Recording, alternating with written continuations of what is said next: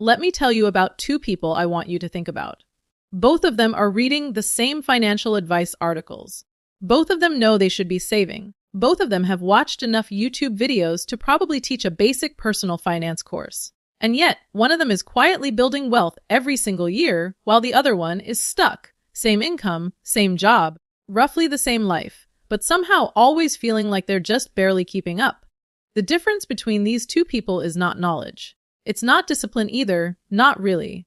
It's something that sits much deeper than that. It's what's happening inside their brain every single time they make a financial decision. And that's what this video is about, because here is the thing nobody actually talks about. The reason most people stay poor, or at least stay stuck, has very little to do with what they know. You already know you shouldn't spend everything you earn. You already know compound interest is powerful. You already know that credit card debt at 22% interest is basically a trap designed by someone who really doesn't like you. You know all of this, and yet, something keeps getting in the way. That something is not laziness. That something is not stupidity. That something is the way your brain was literally wired thousands of years ago, for a world that no longer exists. And it is now quietly working against you every single time you try to make a smart financial decision. Let's start at the very beginning of this problem, because once you understand it, you can't unsee it. And that's actually the point. Your brain has two operating systems running at the same time. Researchers call them System 1 and System 2, terms made famous by Nobel Prize winning psychologist Daniel Kahneman. System 1 is fast, automatic, emotional, and instinctive. It's the part of your brain that yanks your hand away from a hot stove before you've even consciously thought about it. System 2 is slow, deliberate, logical, and rational. It's the part that does math, makes plans, and writes budgets. Here's the problem. When it comes to money, your brain defaults to System 1 almost every single time. Not because you're bad at thinking, but because your brain is energy efficient by design. Thinking deeply is metabolically expensive. Your brain burns roughly 20% of your body's energy, even though it's only about 2% of your body weight. So whenever possible, it takes shortcuts. And those shortcuts were fine when the biggest financial decision our ancestors faced was whether to eat the berry now or save it for tomorrow. Today, those same shortcuts are silently destroying retirement accounts. Here's the first big one, and it might be the most important thing in this entire video. Psychologists call it loss aversion. And it goes like this. Imagine I walk up to you right now and I say, I'm going to flip a coin. If it lands heads, you win $50. If it lands tails, you lose $50. Would you take that bet? Most people say no. And here's the fascinating part. Mathematically, it's a completely neutral bet. The expected value is 0, equally likely to win as to lose. But emotionally, it doesn't feel neutral at all. Research by Daniel Kahneman and Amos Tversky, who literally won a Nobel Prize in economics for this work, found that the psychological pain of losing money is roughly twice as powerful as the pleasure of gaining the same amount. To take that 50-50 coin flip, most people need the potential gain to be around $100 just to offset the emotional weight of losing 50. Losses loom larger than gains. Not slightly larger, twice as large. Now think about what this means for your financial life. You're sitting on a stock that's dropped in value. The smart move might be to sell it, take the loss, and move on. But your brain says, if I sell, the loss becomes real. So you hold on, and hold on, and hold on, hoping it comes back, while better opportunities sit right there, unnoticed. Or think about this one. You've been in a job for 3 years where you're underpaid. You know it. Your friends know it. The market data on Glassdoor absolutely knows it. But negotiating means risking rejection, and rejection feels like a loss. So you stay quiet. You accept the number they give you. And over 10 years, that silence might cost you 6 figures in compounding earnings you never collected. Loss aversion is not just an investing bias. It is the invisible hand that keeps people in jobs they hate, relationships that don't serve them, and financial positions they've outgrown. Because the brain treats the risk of loss as a 5-alarm emergency, while treating the possibility of gain as a pleasant, but optional afterthought. Now let's talk about the second brain trap. This one is responsible for why your savings account looks exactly the same in December as it did in January, even though January you had big plans. It's called present bias, and it works like this. Researchers ran a classic experiment where they asked people, would you rather have $50 today or $100 in a year? Most people took the 50. Immediately, not even a long pause. Just yes, give me the 50 now. Then they flipped the question. Would you rather have $50 in 5 years or $100 in 6 years? Suddenly, most people chose the 100. They were perfectly happy to wait 1 extra year, as long as that wait didn't start right now. This sounds almost comically irrational, and that's because it is. But it's also deeply human. Your brain assigns enormous value to things that are happening right now, and it dramatically discounts everything that's happening in the future. Psychologists and behavioral economists call this hyperbolic discounting. Your brain doesn't treat time consistently. The further away a reward is, the less your brain cares about it. Not linearly, exponentially. So when you're sitting there in January making a budget, your future self, the 65-year-old version of you who really needs that retirement fund, feels like a completely different person, almost like a stranger. And here's a disturbing piece of research that confirms this. Scientists at Stanford used brain imaging to study how people think about their future selves. What they found is genuinely unsettling. When most people imagine their future self, the brain activity looked almost identical to how people think about strangers, not themselves. Which means when you're choosing between spending money today versus saving it for retirement, your brain is essentially asking, should I sacrifice my current pleasure for this random stranger who happens to share my name? And you already know how that ends. This is why gym memberships get bought in January and abandoned by February. This is why people choose the minimum payment on a credit card instead of paying it down. This is why someone can spend $37 on Zomato delivery at midnight while simultaneously having a serious conversation with themselves the very next morning about their savings rate. The future self doesn't feel real. The takeout absolutely does. But there's a third brain trap, and this one is probably the sneakiest of all three. It's called social comparison bias, and in the age of Instagram and LinkedIn and carefully curated highlight reels, it has never been more dangerous to your finances than it is right now. Here's what's happening in your brain. You are a social animal. For hundreds of thousands of years, your status within your tribe was a matter of actual survival.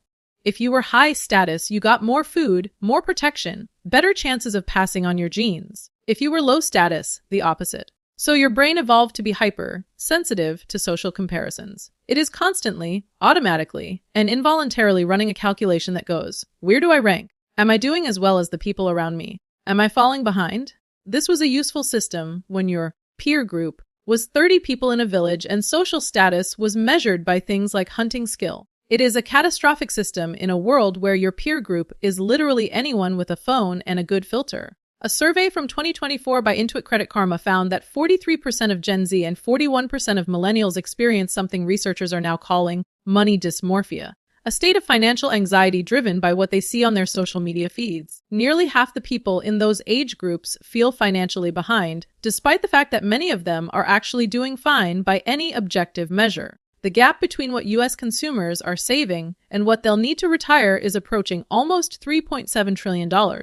And a significant portion of that gap is being driven by people spending money not on things they actually want, but on things they want to be seen having. A car that signals success, a vacation that looks expensive on stories, clothes that are priced to communicate something about who you are. Think about what this actually costs. Someone buys a car they financed at $700 a month, not because they needed that specific car to get from point A to point B, but because the version they could comfortably afford felt like it would make a statement they weren't ready to make about themselves. That's not a car purchase. That's an $84,000 self-esteem decision, and the brain genuinely cannot tell the difference because the part of your brain making that call isn't the rational, planning, future-oriented part. It's the ancient, status-assessed, tribe, survival part. It doesn't know what a loan interest rate is. It just knows that someone in your perceived social group has something you don't, and that registers as a threat. Here's where it gets interesting, and I want you to stay with this part because this is where most financial content stops before it gets to the actual point.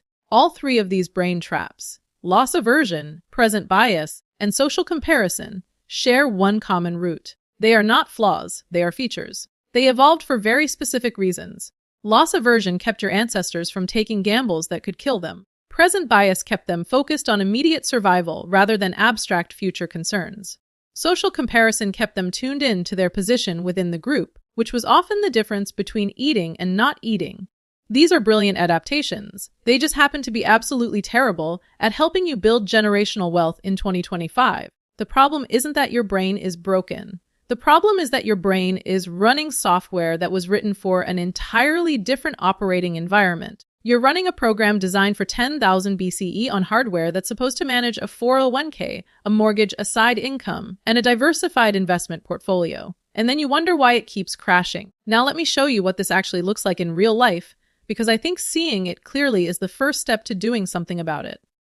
Imagine someone, let's call him Arjun, 20, 8 years old, earns around 65,000 a year, which is decent money. In January, Arjun decides this is the year. He sits down, makes a budget, and decides he's going to put 10,000 rupees, or let's say $500, a month into an index fund. No exceptions. He tells himself this. He means it completely. February comes. His car needs a repair. Loss aversion kicks in. The idea of watching his savings account go down to cover the repair feels genuinely painful, more painful than the math says it should be. So he puts it on the credit card instead. March. A friend posts photos from a vacation. The social comparison engine in Arjun's brain does the math without asking permission. He books a long weekend trip he hadn't planned. Present bias handles the payments. Future Arjun can worry about the credit card statement. By December, Arjun's total investment contributions a little over $1,200 instead of the $6,000 he planned. He doesn't really understand why. He tried. He wanted to. He knew exactly what he should have been doing. Now here's the thing. Arjun isn't weak. Arjun isn't uninformed. Arjun is just running unmanaged factory settings. So what does someone do about this? Because here's what I don't want this video to become.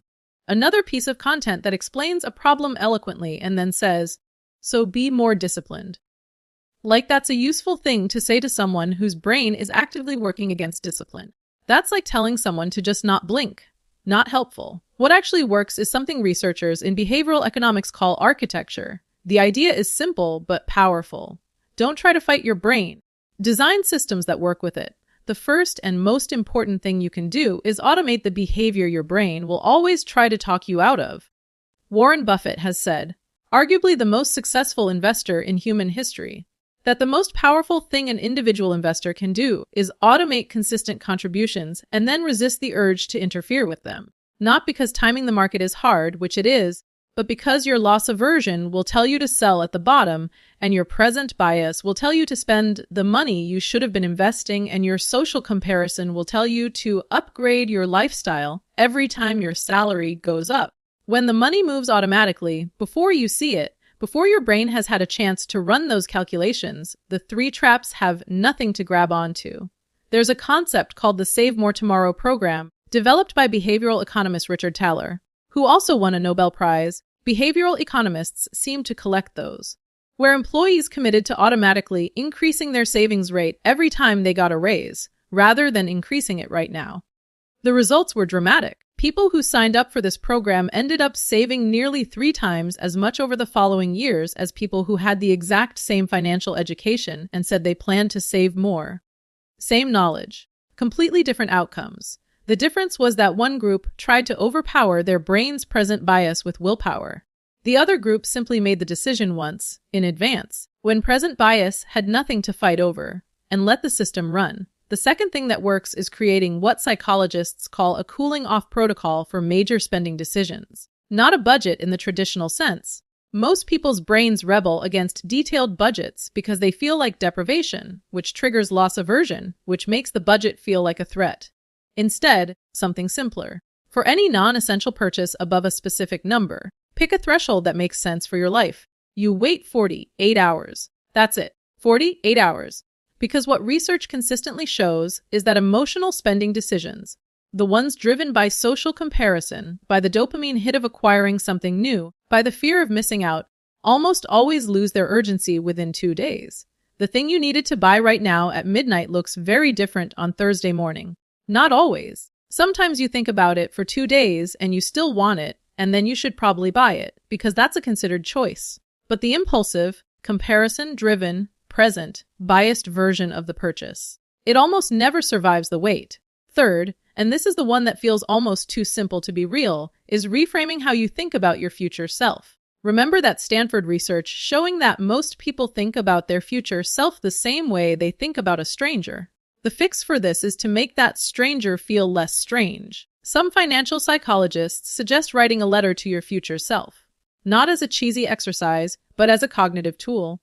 A way of forcing your brain to build the mental picture of that person as real as you, As someone who will inherit every financial decision you make today, other researchers have found that even just spending 10 minutes thinking concretely about what you want your life to look like at 60, in specific sensory detail, where you live, how you spend your time, whether you're working because you want to or because you have to, meaningfully shifts people's savings behavior in the weeks that follow. You're not adding more knowledge. You're updating the emotional reality of the stakes. Here's the honest version of what I'm trying to say with all of this. The financial advice industry has spent 50 years telling people to be smarter, be more disciplined, make better choices. And people have largely gotten smarter. Financial literacy is genuinely higher than it was a generation ago. People know more. And yet the retirement savings crisis is still a crisis. Consumer debt is still enormous. The wealth gap is still growing. Because knowledge was never the constraint. The brain was always the constraint. And nobody was fixing the brain part. The people who build real wealth over time are not the people who know the most about index funds, though knowing that stuff doesn't hurt. They're the people who, consciously or not, have designed their financial life so that they're ancient, emotional, status, obsessed. Loss-averse brain has as few opportunities as possible to make unilateral decisions about money. They automate, they delay, they make commitments in advance. They deliberately don't optimize every spending decision for how it looks to the people around them. And then they wait. They wait for the thing that loss aversion and present bias and social comparison are all specifically designed to make you give up on.